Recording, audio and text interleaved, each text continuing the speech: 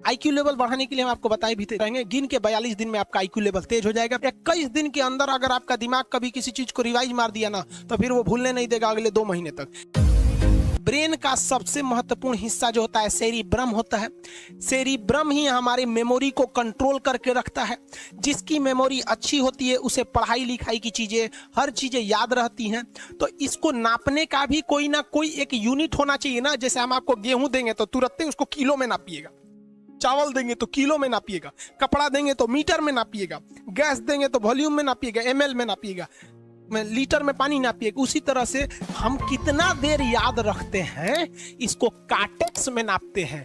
जिसका काटेक्स ज्यादा उसको कहते हैं कि ससुरा बहुते इसका दिमाग तेज है, यानी इसका आईक्यू लेवल ज्यादा है। और जिसका काटेक्स यानी याद रखने की क्षमता कम है उसे कहते हैं कि इसका काटेक्स कम है, यानी आईक्यू लेवल इसका कम है। समझ में आ गया कि नहीं आ गया? किसी को दिक्कत? अब हम आपको एग्जांपल देते हैं। आपकी लाइफ में बहुत सारे टीचर आए हैं।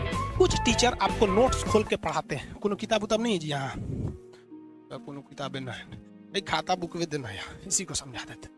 देख, ये हिसाब किताब वाला किताब है।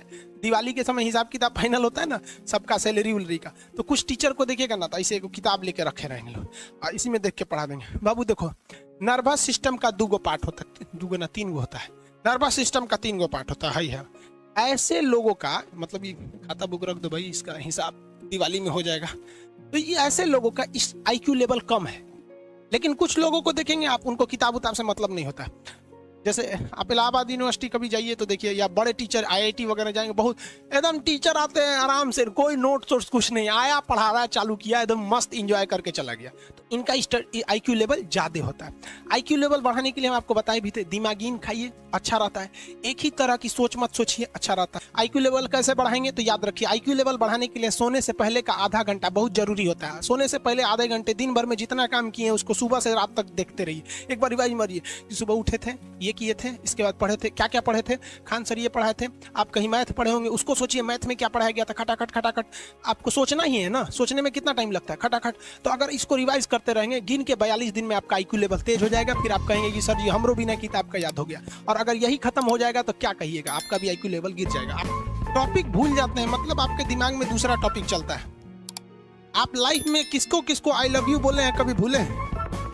नहीं। कौन कौन आपको मारा है या कुछ उल्टा सीधा बोला है, नहीं भूलते हैं। रीजन क्या? आप कितनी बार किसी चीज को रिवाइज मारते हैं। 21 दिन के अंदर अगर आपका दिमाग कभी किसी चीज को रिवाइज मार दिया ना, तो फिर वो भूलने नहीं देगा अगले 2 महीने तक। यानी हर 21 दिन पे उसको रिवाइज मारते रहिए, मारते रहिए, मारते। और अगर हर 7 दिन पे मारेंगे ना तो वो एकदम फिक्स हो जाएगा, एकदम फिक्स हो जाएगा। हम लोग को क्या है भैया, दिन रात पढ़ाते पढ़ाते पढ़ाते पढ़ाते आदमी पगला जाता है।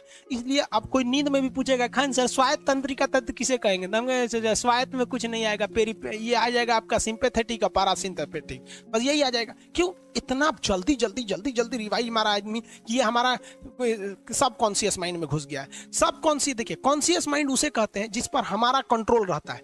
जैसे हमसे कोई पूछेगा कि आप भी अगर पूछेंगे कि खान सर जो 1 हफ्ता क्लास नहीं लिए थे कहाँ थे, तो हम सोचने लगेंगे ये स्टूडेंट है, इससे हर बात क्या बताएगा आदमी कि किस डॉक्टर के पास थे, कहाँ गए थे। नॉर्मल बोल देंगे बाबू थोड़ा सा मेडिकल हेल्थ इशू था इसलिए चले गए। लेकिन अगर मम्मी पापा पूछेंगे तो उनसे हर चीज बताएंगे। तो जो चीज हमारे कंट्रोल में नहीं रहता है वो उसे क्या कहते हैं, सब कॉन्शियस माइंड। जैसे कोई हमारा नाम पूछेगा, खटाक से बता देंगे खान सर, समझ में आ गया कि नहीं? ओरिजिनल नाम तो आपको भी नहीं बताते हम लोग यहाँ पे। तो सब कॉन्शियस माइंड में घुसा दीजिए जो चीज। जैसे आप स्टेशन पे उतरिए या बस स्टैंड पे उतरिए, अपने घर जाने के लिए कभी रास्ता याद किए हैं?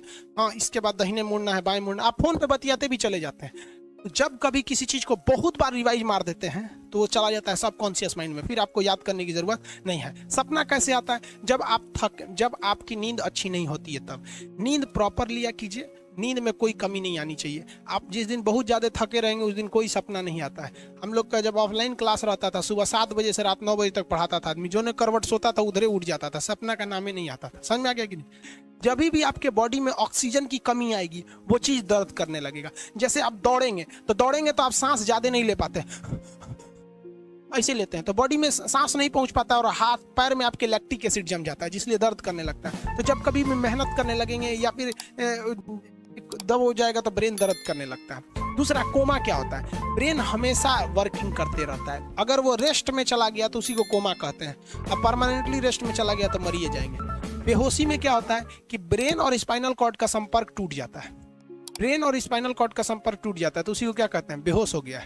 पानी उनी छिड़केंगे ना तो स्पाइनल कॉर्ड में उसमें संपर्क जुट जाएगा, लेकिन ब्रेन और स्पाइनल कॉर्ड काम ही नहीं कर रहे हैं तो कोमा में चले गए। कोमा को हाफ डेथ कहा जाता है, आधा मरा हुआ व्यक्ति है। जो व्यक्ति कोमा में चला जाता है ना, कोई जरूरी नहीं है कि वापस आएगा ही आएगा, लेकिन बेहोश है तो कोई दिक्कत नहीं, पानी फेंकिए मार देगा। उसको कहते हैं लोग बिहार में, लोग दांत लग गया, फीट मार दिया, पानी फेंकिए सही हो जाता है।